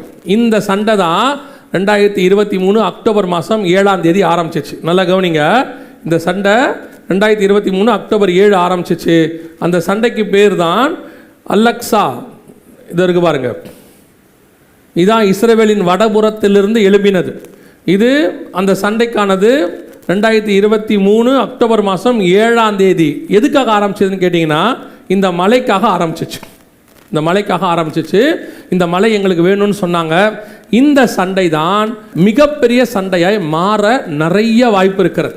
எப்படி சொல்கிறீங்க அப்படின்னு கேட்டிங்கன்னு சொன்னால், இப்போ இஸ்ரவேல்கிட்ட இருந்து 2 முக்கியமான காரியத்தை கேட்குறாங்க ஐநா சபையிலேருந்து. ஒன்று இந்த இடத்த கேட்குறாங்க, இன்னொன்று கோலன் ஹைட்ஸ்னு இன்னொரு மலை இருக்குது. 2 மலையை கேட்குறாங்க. இஸ்ரேல் அதை தரமாட்டேன்னு சொல்லிட்டான், அவன் தரப்போகிறதும் இல்லை. ஸோ இப்போ அவங்ககிட்ட இருந்து அதை கட்டாயமாக வாங்குகிற முயற்சி ஒன்று நடக்கும், அல்லது இஸ்ரவேலுக்குள்ளே ஒரு யுத்தம் ஒன்று ஆரம்பிக்கும். இந்த யுத்தம் தான் மிக முக்கியமான ஒரு யுத்தம். நல்லா கவனிச்சுக்கொள்ளுங்க. ஸோ இந்த யுத்தம் தான் அடுத்த சில வருஷங்களில் நடக்கும். இதுதான் அந்த வேதத்தை சொல்லக்கூடிய பட்டயம். எசேக்கியேல் 38:39 கர்த்தர் சொன்ன துல்லியமான தீர்க்க தரிசனம் நிறைவேற தொடங்கிடுச்சு. we are on the way. இது தொடங்கி உங்கள் கணக்கு நீங்கள் பார்த்துக்கோங்களேன். 1ஆம் உலக யுத்தம் 4 வருஷம், 2ஆம் உலக யுத்தம் 8 வருஷம், இப்போ இது 3வது வருஷத்துக்குள்ளே போய்கொண்டே இருக்கிறது. ஸோ இது உச்சத்த நியூக்ளியர் வாராக மாறும். எசேக்கியேல் 38லையும் அது சொல்லப்பட்டிருக்கிறது. இதுதான் பட்டயத்தினால் வரக்கூடியதான ஃபர்ஸ்ட். இந்த யுத்தமானது அடுத்த சில வருஷங்களில் நடக்கும் பொழுது, இதைத்தான் ஆரம்பத்தில் நான் உங்களுக்கு சொன்னேன். ஆல்பர்ட் ஐன்ஸ்டீன் சொன்னதாக இருக்கட்டும், யார் சொன்னதாக இருக்கட்டும், மிக மோசமான யுத்தம் நம்முடைய தலைமுறையில், நம்ம ஜென்ரேஷனில் நாம் பார்க்க போகிறோம். இதில் என்ன பெரிய விஷயம் கேட்டிங்கன்னா, இன்னும் இந்த யுத்தத்துக்கு உலகத்தில் உள்ள எந்த மக்களும் ப்ரிப்பேர் ஆகலை. ப்ரிப்பேர் ஆகலைன்னா என்னங்க, யுத்தத்துக்கு எப்படி ப்ரிப்பேர் ஆகிறது அப்படின்னு கேட்டால், இந்த நியூக்ளியர் வாரை இது வரைக்கும் அதோட ரிசல்ட் எப்படி இருக்குன்னு யாருக்குமே தெரியாது. ஏன்னா அப்படி ஒரு யுத்தம் என்ன செய்யலை, வரவே இல்லை.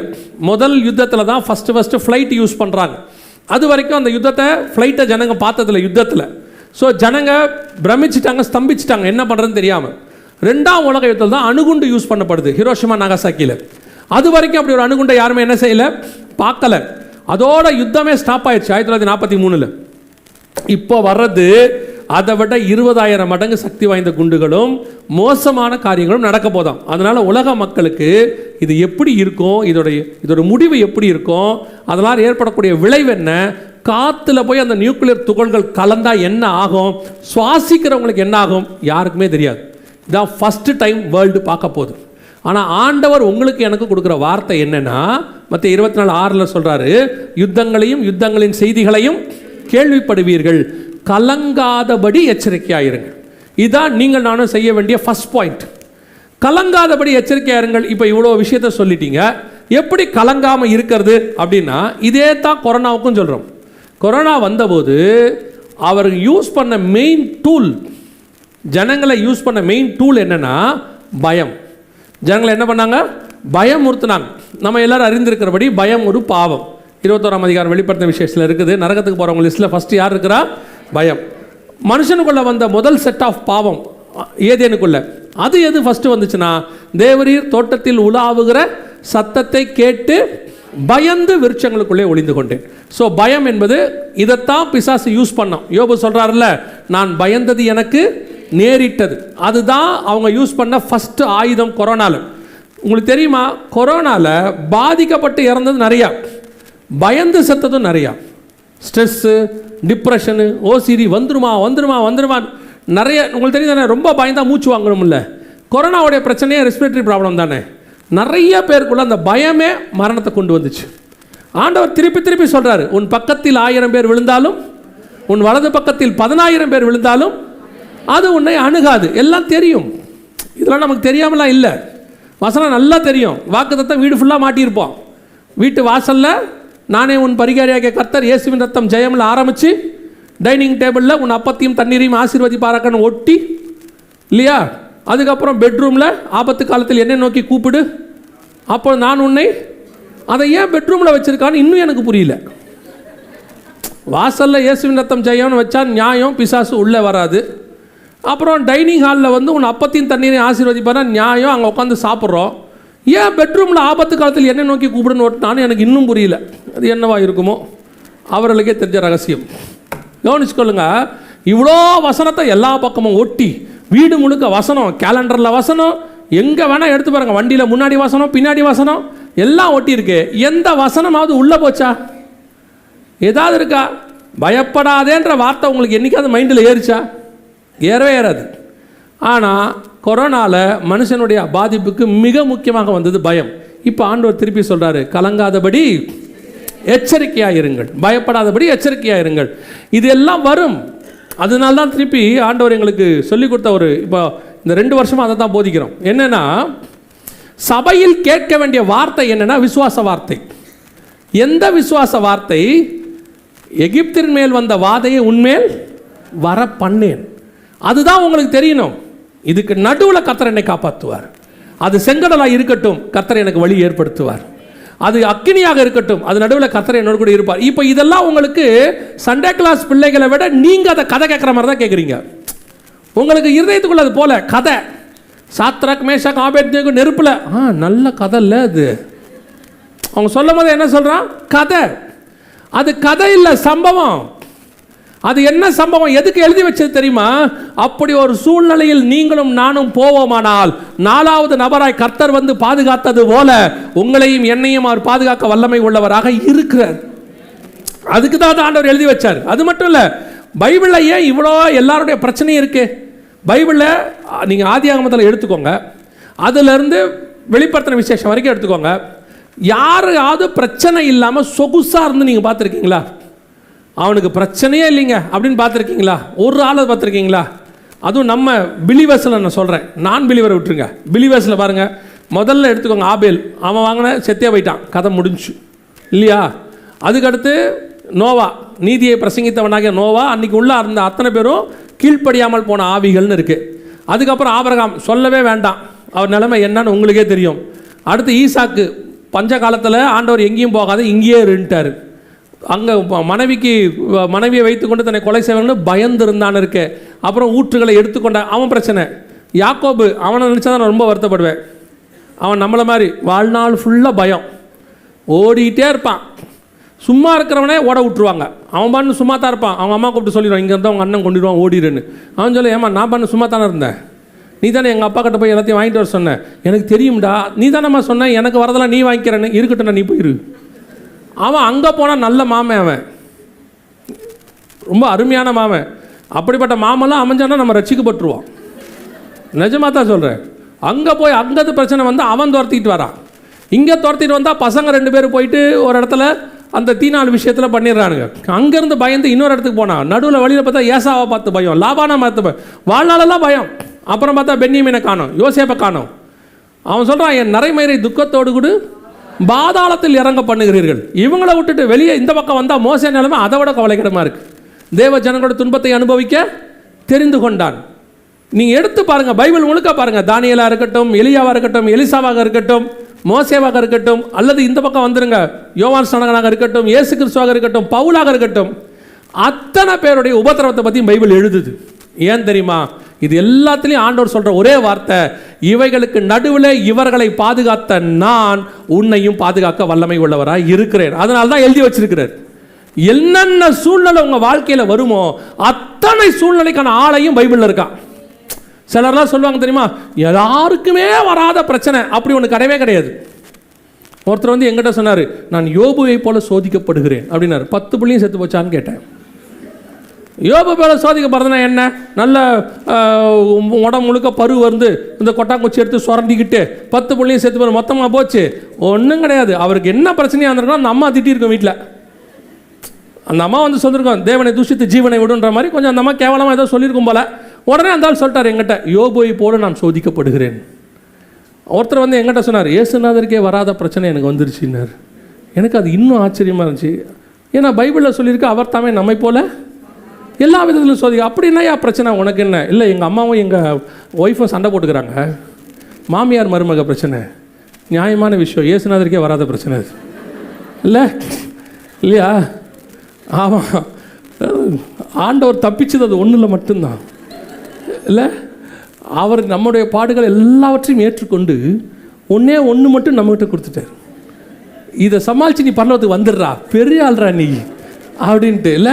அது ஒரு பெரிய விஷயந்தான். அது இல்லை, இஸ்ரேல் பாலஸ்தீன பிரச்சனையை கூட சால்வ் பண்ணிடலாம், இது ரெண்டுத்தையும் சால்வ் பண்ணவே முடியாது. பார்த்துருக்கீங்களா?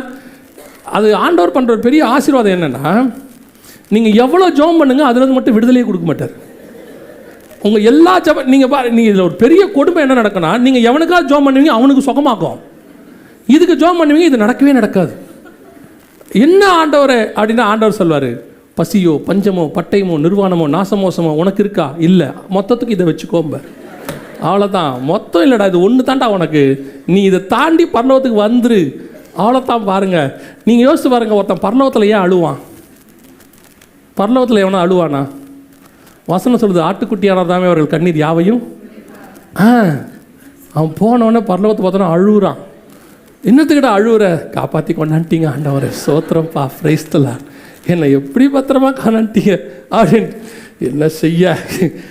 அதனால தான் ஆண்டவர் சகோதரர்களை பார்த்தா எழுதியிருக்காரு, கவலைப்படாதீங்க, இவர்கள் மிகுந்த உபத்திரவத்திலிருந்து வந்தவர்கள். சரியா? சரி, கவனிங்க. என்ன சொன்னாலும் இப்படிலாம் பேசி தான் நம்மளை ஆறுதல் படுத்திக்க வேண்டியிருக்கு, வேறு வழியும் இல்லை. அவங்க என்ன நினைக்கிறாங்க தெரியுமா? நீ என்ன வேணால் பேசு, அது போனால் திருப்பி அப்படியே தான் இருக்கும். அது இயேசுநாதருக்கு அப்புறம் அது ஒன்று மட்டும்தான், அந்த பிரச்சனை மட்டும்தான் நேற்றும் இன்றும் என்றும் மாறாது, அது அப்படியே தான் இருக்கும் இல்லையா? சரி, கவனிங்க. அப்போது இவ்வளோத்துக்கு நடுவுலையும் கர்த்தர் நம்மளை காப்பாற்றி என்ன செய்கிறாரு?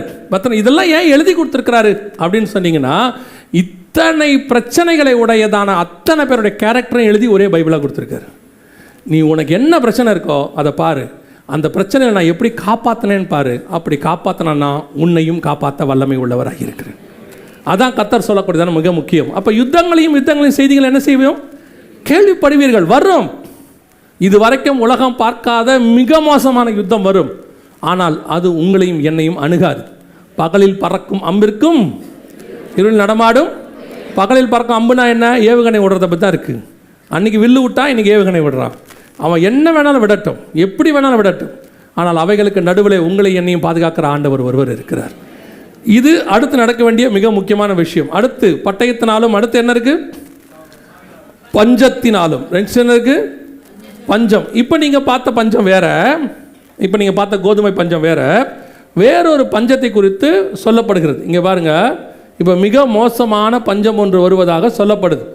இது உலகத்திலேயே இந்த மாதிரி பஞ்சம் வந்தது இல்லையாமா? உணவு தட்டுப்பாட்டால் உலகம் பேரழிவை சந்திக்கும் என்று ஐநா பொதுச் செயலாளர் அன்டோனியோ குட்டரஸ் எச்சரிக்கை விடுத்துள்ளார். ஜெர்மன் தலைநகர் பெர்லினில் பணக்கார மற்றும் வளரும் நாடுகளைச் சேர்ந்த அதிகாரிகள் பங்கேற்ற கூட்டம் நடந்தது. இந்த கூட்டத்தில் கலந்து கொண்டு பேசிய ஐநா பொதுச் செயலாளர் அன்டோனியோ குட்டரஸ், பருவநிலை மாற்றம், கொரோனா ஆகியவை முன்னெப்போதும் இல்லாத அளவிற்கு பட்டினி பிரச்சனையை உருவாக்கின என தெரிவித்தார். உணவு கிடைக்காத பிரச்சனை உலக அளவில் உணவு தட்டுப்பாடாக மாறும் என்றும், உணவு தட்டுப்பாட்டால் உலகம் பேரழிவை சந்திக்கும் எனவும் எச்சரித்தார். இது உணவு தட்டுப்பாடு மட்டும் மிகப்பெரிய பேரழிவை சந்திக்கும் என்று எச்சரிக்கை. இதை தாண்டி தண்ணி பஞ்சம் இருக்குது, காற்று பஞ்சம் இருக்குது, எல்லா பஞ்சமும் இருக்குது, ஒருமித்து வரும். வெளிப்படுத்தின விசேஷம் 16ஆம் அதிகாரம் 12வது வசனத்தை வாசிக்கும் போது, 6ஆம் தூதன் தன் கலசத்தில் உள்ளதை ஐப்ராத் என்னும் பெரிய நதியின் மேல் ஊற்றினான். அப்பொழுது சூரியன் உதிக்கும் திசையிலிருந்து வரும் ராஜாக்களுக்கு வழியை ஆயத்தம் பண்ணும்படி அந்த நதியின் தண்ணீர் வற்றி போயிற்று. ஐப்ராத் நதி என்ன ஆகிடுமா? இப்போ நம்ம கண்ணுக்கு முன்னாடி அதுவும் நடந்துருச்சு. இப்போ பார்த்தீங்கன்னு சொன்னால் முழுக்க ஐப்ராத் நதி வற்றி போச்சு. இதையும் நம்ம பார்க்குறோம். இதான் அது. கர்த்தர் சொன்னபடியே பஞ்சத்தினுடைய உச்சத்துக்கு நம்ம போகிறோம். உணவு தட்டுப்பாடு ஒரு பக்கம் இருக்கும், தண்ணி பஞ்சம் ஒரு பக்கம் இருக்கும். சமீபத்தில் ஒரு ஆய்வில் சொல்கிறாங்க, பல மாநிலங்களில் தண்ணி பூமிக்கடியில் சுத்தமாக கெட்டு போச்சாம்.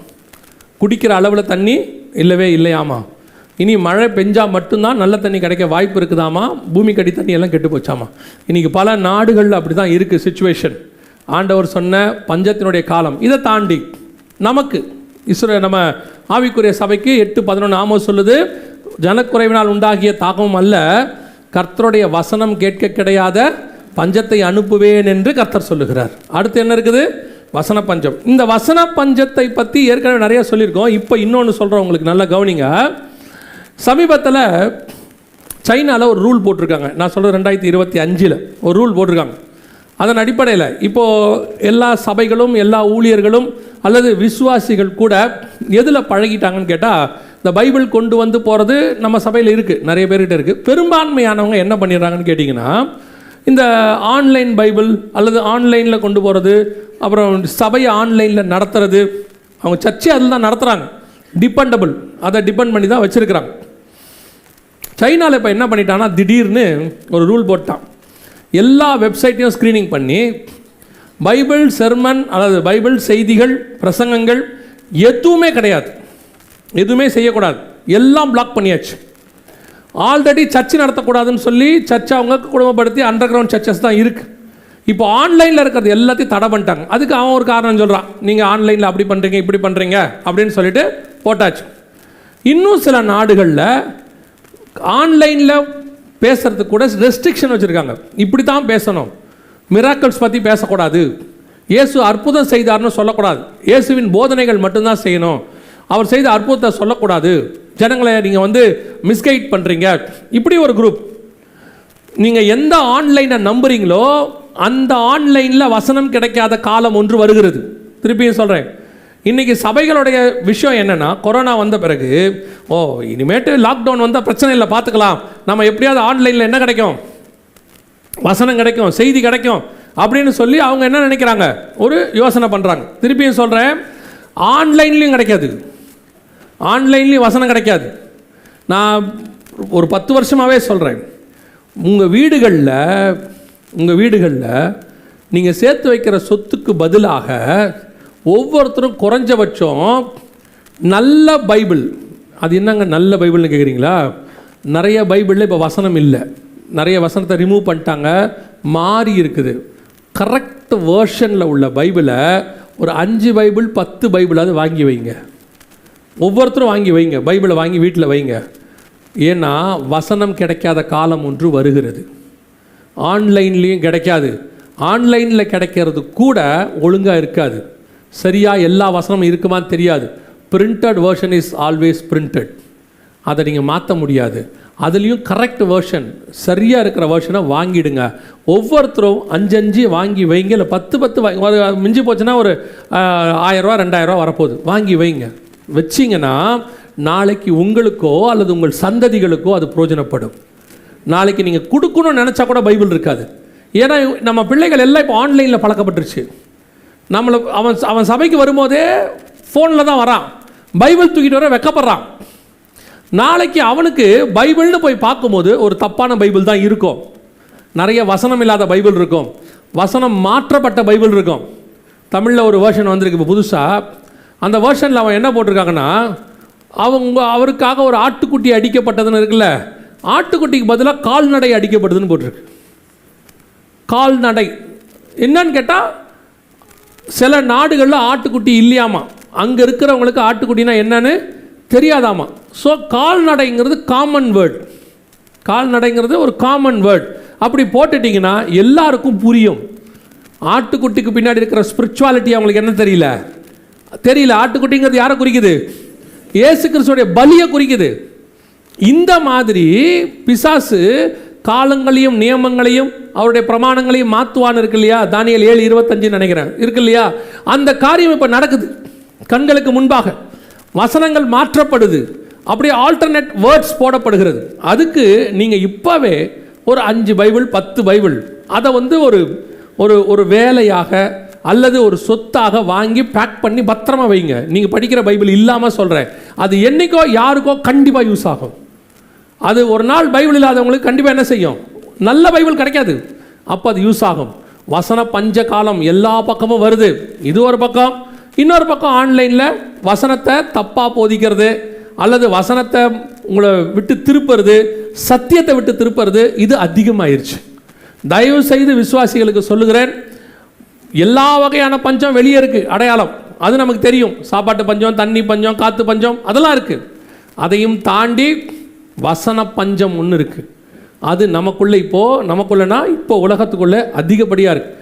உபதேசத்தினுடைய கள்ள உபதேசத்தினுடைய உச்சத்துக்கு பூமி போயிடுச்சு. நீங்கள் நினச்சே பார்க்க முடியாத அளவுக்கு கள்ள உபதேசத்தில் இருக்குது. இன்றைக்கி விசுவாசிகளுக்கு ஒரு எண்ணம், ஆன்லைனில் போய் உட்காந்து பார்க்குறதுல, நூதனமான காரியங்கள் புதுசு புதுசாக படிக்கிறதுல அவங்களுக்கு ஒரு சந்தோஷம்.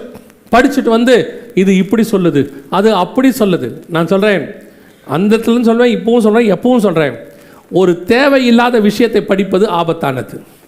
உங்களுக்கு என்ன தேவையோ அதை படிங்க. அது உங்களுக்கு உங்கள் ஆவி ஆத்மா சரீரத்துக்கு என்ன தேவையோ அதை மட்டும் படிங்க. சும்மா தீனால் தேசத்தை சுற்றி பார்க்கும்படி போனால் தீட்டுப்பட்டு போனால்னு இருக்குது, கடைசியில் செத்தே போனால். அதான் சாரி, ஒரு பெரிய மரணம் வந்துடுச்சு. அந்த மாதிரி தான் சொல்கிறேன். சும்மா போய் உள்ளே சுற்றி பார்க்குறேன், ஆன்லைனுக்குள்ளே போகிறேன், வெப்சைட்டுக்குள்ளே போகிறேன், அதை பார்க்குறேன், இந்த வெப்சைட்டுக்குள்ளே போகிறேன்னு போய் மாட்டிக்காதீங்க. தேவையில்லாமல் டைம் ஸ்பெண்ட் பண்ணி மாட்டாதீங்க. வசனம் வாசிங்க. அதை தாண்டி உங்களுக்கு தேவையில்லாத விஷயம், உங்களுக்கு ஒரு விஷயத்துக்காக படிக்க போகிறீங்களா, ஆன்லைனில் போகிறீங்களா, பார்த்துட்டு வந்துடுங்க. அப்படியே உள்ளே போய் அவர் அங்கே சொல்கிறாரு, ஜெர்மனியில் ஒருத்தர் சொல்கிறாரு, அமெரிக்காவில் ஒருத்தர் சொல்கிறாருன்னு போய், அவர் ஹீப்ரூவில் சொல்கிறாரு, கிரீக்கில் சொல்கிறாருன்னு போய் மாட்டி உபதேசத்தில் கன்ஃபியூஸ் ஆகி கடைசியில் கர்த்தரை விட்டு போன குரூப் இருக்குது. தேவையில்லாத படிப்பு தேவையில்லாதது. உங்களுக்கு தேவையான அறிவு என்ன இருக்கோ அது மட்டும் கிடைச்சா போதுமானதாக. நிறைய பேர் நூதனமாக நிறைய உட்காந்து பார்க்குறாங்க. தயவு செய்து வேண்டாம். வசன பஞ்ச காலம் வந்திருக்கு. ஆனால் ஒன்று மட்டும் மனதில் நல்லா புரிஞ்சு வச்சுக்கொள்ளுங்க, கர்த்தருடைய வருகை மிக சமீபம். அந்த தலைமுறையை சார்ந்தவர்களாக நாம் இருப்பதற்கு நிறைய வாய்ப்பு இருக்குது. நம்முடைய காலத்தில் கர்த்தர் சொன்ன இந்த தீர்க்க தரிசனங்கள் எல்லாம் துல்லியமாய் இப்படி நிறைவேறுமானால், இவைகள் சம்பவிக்க தொடங்கும் போது, லூக்கா 21:28 ஆண்டவர் சொல்றாரு, இவைகள் சம்பவிக்க தொடங்கும் போது உங்கள் மீட்பு சமீபமாக இருக்கிறதால் நீங்கள் நிமிர்ந்து பார்த்து தலைகளை உயர்த்துங்கள். அப்போ இந்த காலகட்டம்லாம் வரும்போது கண்டிப்பாக என்ன வரப்போகுது? கர்த்தருடைய சமீபம், வருகை, மீட்பு வரப்போகுது. நீங்கள் என்ன ஆயத்தமாக இருக்கிறோமா? அதான் கேள்வி. இவ்வளோ அடையாளங்கள் எல்லாம் பார்க்குறோமே, இதெல்லாம் வச்சு என்ன செய்கிறோம்? வானத்து நட்சத்திரத்தை அவங்க பார்க்குறாங்க, வானசாஸ்திரிகள் பார்த்து என்ன நினைக்கிறாங்க? யூதருக்கு ராஜாவை சந்திக்க அவங்க வந்துடுறாங்க. அதான் முக்கியம். தேவதூதன் வந்து சொல்கிறான், கேட்ட உடனே அந்த மெய்ப்பர்கள் என்ன பண்ணுறாங்க? இயேசுவை பார்க்க போயிடுறாங்க. அதே மாதிரி தான் இந்த அடையாளங்கள்லாம் உங்களுக்கு எதுக்கு சொல்லப்படுது தெரியுமா? இயேசுவை பார்க்க நீங்கள் போவதற்கு, இயேசுவை சந்திக்க புறப்படுவதற்கு இதெல்லாம் சொல்லப்படுது. ஸோ இயேசு சொன்னபடி துல்லியமாய் தீர்க்கதரிசனம் நிறைவேறிடுச்சு. இப்போ நீங்கள் நானும் செய்ய வேண்டியது என்னென்னா, இந்த வருகையில் அவரை சந்திக்கிறதுக்கு என்ன பண்ணணும், அதான் இம்பார்ட்டன்ட். இந்த அடையாளங்களை வச்சுக்கிட்டு நம்ம ஆயத்தை தான் பண்ண முடியும். வசனம் சொல்லுது, அற்புதங்களினாலும் அடையாளங்களினாலும் அவர் வேத வசனத்தை உறுதிப்படுத்தினார். இந்த வசனத்தை வச்சுக்கிட்டு அவர் என்ன பண்ணுறாரு? வேத வாக்கியத்தை உறுதிப்படுத்துறாருன்னு இருக்கு. இப்போ இந்த வசனங்கள், அற்புதங்கள், அடையாளங்கள் இதெல்லாம் வச்சுக்கிட்டு நீங்கள் என்ன பண்ணலாம்? கர்த்தருடைய வருகை சமீபம் என்பதை என்ன பண்ணலாம்? உறுதிப்படுத்திக்கலாம். இந்த ஜெனரேஷனில், நம்முடைய காலத்தில், நம்முடைய தலைமுறையில் ஒருவேளை இயேசு வருவதற்கு நிறைய வாய்ப்பு இருக்கிறது. அதை நம்ம உறுதிப்படுத்திக்கலாம். ஆனால் உறுதிப்படுத்திக்கிட்டு ஆயத்தப்படாமல் இருந்தால் எப்படி? ஆயத்தப்படுறதுக்கு தான் இந்த காரியம் சொல்லப்படுது. முதலாவதாக, இயேசு கிறிஸ்துவின் ரத்தத்தினாலே பாவ மன்னிப்பின் நிச்சயத்தை நாம் பெற்றிருக்க வேண்டும். இயேசு என் பாவத்தை மன்னிச்சாருங்கிற நிச்சயம், அதுக்கு பேர் தான் ரட்சிப்பின் அனுபவம் அப்படின்னு சொல்கிறோம். அந்த ரட்சிப்பின் அனுபவம் வந்து ஸ்டார்டிங் பாயிண்ட் தான். வசனம் சொல்றது, உங்கள் ரட்சிப்பு பூரணப்பட பிரயாசப்படுங்கள். அனுதினமும் என்ன செய்யணும்? ரட்சிக்கப்பட வேண்டும். முடிவு பரிந்தும் நிலைநிற்கிறவனே ரட்சிக்க. அப்போ அந்த ரட்சிப்பு ஆரம்பித்து ரட்சிப்பு பூரணப்பட்டு அவரோட வருகை வரைக்கும் போகணும். ஒவ்வொரு நாளும் உங்கள் ரட்சிப்பில் என்ன செய்யணும்? பூரணப்படணும். அதான் எபிரேயருக்கு எழுதும் அவர் சொல்கிறாரு, வெறும் இந்த மூல உபதேசங்களில் மட்டும் இல்லாதபடிக்கு பூர்ணதாகும்படி கடந்து போவோம். ஸோ நீங்கள் ஏற்கனவே ஒருவேளை ஆண்டவரை அறியாதவராக இருந்தால் இயேசுவை ஏற்றுக்கொள்ளுங்கள். ஏன்னு சொன்னால், இவ்வளோ விஷயத்தை சொன்ன இயேசு தான் இதில் தப்பிக்கிற விஷயத்தையும் சொல்லி வச்சிருக்கிறார். பாதுகாப்பு என்ற வார்த்தையை சொல்லியிருக்கிறார். ஒருவேளை இயேசுவை அறிந்தும் பின்மாற்றத்தில் இருந்தால் மீண்டும் உங்களை ஆண்டவர் கொண்டு வருவதற்கான வார்த்தைகளை சொல்லுகிறார். ரெண்டாவது. மூன்றாவது, ஒருவேளை நான் இயேசுவை ஏற்றுக்கொண்டேன், நான் ரட்சிக்கப்பட்டிருக்கிறேன், சபைக்குள்ளே இருக்கிறேன்னா உங்கள் ரட்சிப்பு பூரணப்படுவதற்கு என்ன செய்யுங்க? பிரயாசப்படுங்கள். ரெண்டாவது, பிதா குமாரன் பரிசுத்தாவின் நாமத்தினால என்ன செய்யணும்? தண்ணீரில் மூழ்கி ஞானஸ்நானம் எடுத்துருக்கணும். ஞானஸ்நானம் எடுக்கலை, தள்ளி போட்டுக்கிட்டே இருப்பாங்க கொஞ்சம் பேர். அதுக்கு சில காரணங்கள் வச்சுருப்பாங்க. ஞானஸ்நானம் என்பது நீங்கள் தேவனோடு கூட பண்ணுகிற உடன்படிக்கை. ஞானஸ்நானம் என்பது பழைய மனுஷனை கலந்து புதிய மனுஷனை தரித்து கொள்ளுதல். ஞானஸ்நானம் என்பது பரலோகத்திற்கான மிக முக்கியமான வழி. ஒருவன் ஜலத்தினாலும் ஆவியினாலும் பிறவாவிடில் பரலோகராஜ்யத்தில் பிரவேசிக்க முடியாது. வசனம் தெளிவாக சொல்லுது. நான் ஞானஸ்நானம் எடுக்கலைங்கிறவங்க ஞானஸ்நானத்துக்கு ஒப்பு கொடுங்க. நான் குழந்தையில் எடுத்தேன், சின்ன வயசில் எடுத்தேன், எனக்கு ஞானஸ்நானம் அப்போ கொடுத்தாங்க, ஒரே ஞானஸ்நானம் தானே, நான் எடுக்கணுமா அப்படின்னா ஒரே ஞானஸ்நானம் தான். ஆனால் அந்த ஞானஸ்நானத்துக்கு பேர் மூழ்கி எடுக்கிற ஞானஸ்நானம். வேறு எந்த ஞானஸ்நானம் பைபிளில் இல்லை. நான் வேறு எதுக்காவது அவங்க பேர் வச்சுப்பாங்க ஞானஸ்நானம்னு. ஆனால் பைபிளை பொறுத்த வரைக்கும் பிதா குமாரன் பரிசுத்தாவின் நாமத்தினாலே தண்ணீரில் மூழ்கி ஞானஸ்நானம் எடுத்திருக்கோமா? அப்படி எடுக்காதவங்க ஞானஸ்நானத்துக்கு ஒப்பு கொடுங்க. கர்த்தருடைய வருகை மிக சமீபம். மூன்றாவது எபேசியர் 4:30 சொல்லுது, மீட்கப்படும் நாளுக்கென்று முத்திரையான பரிசுத்த ஆவியை துக்கப்படுத்தாதிருங்கள். பரிசுத்த அபிஷேகத்தை என்ன செய்யணும்? பெற்றுக்கொள்ளணும். சபையில் நடக்கிற அபிஷேக கூட்டங்கள் இருக்கும், அதில் கலந்து கொள்ளுங்க. அபிஷேக கூட்டத்தில் நீங்கள் கலந்துக்கும் போது ஆவியான நிரப்ப வல்லமை உள்ளவராக இருக்கிறார். ஒருவேளை நான் வீட்டுக்கு தெரியாமல் வரேன், நாங்கள் அபிஷேகம் பெறத்துக்கு கூட்டத்துக்கெலாம் வர முடியாது, நாங்கள் தெரியாமல் தான் வரோம் அப்படின்னா ஒன்றும் பிரச்சனை இல்லை. நீங்கள் வீட்டில் யாரும் இல்லாத போது, தனிமையில் இருக்கும் போது கதவை சாத்திக்கிட்டு முழங்கால் போட்டு நல்லா ஊக்கமாக ஜெபம் பண்ணுங்கள். ஆவியானவர் உங்களை நிரப்ப போதுமானவராக இருக்கிறார். அல்லேலூயா. வாஞ்சியும் தவணமுள்ள ஆத்துமாக்களை கர்த்தர் என்ன செய்கிறாரு? நிரப்புகிறார் என்று வேதம் சொல்லுகிறது. இது மூன்றும் பேசிக், அடிப்படை. இந்த மூன்று காரியத்தை முதல்ல தியானிப்போம். அல்லேலூயா.